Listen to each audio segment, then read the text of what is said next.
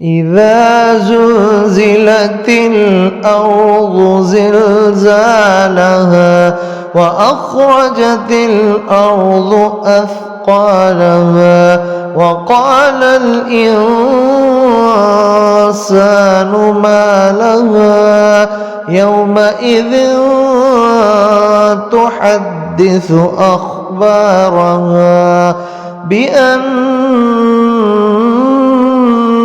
ربك أوحى لها يومئذ يصدر الناس أشتاتا ليروا أعمالهم فمن يعمل مثقال ذرة خيرا يره ومن يعمل مثقال ذرة شرا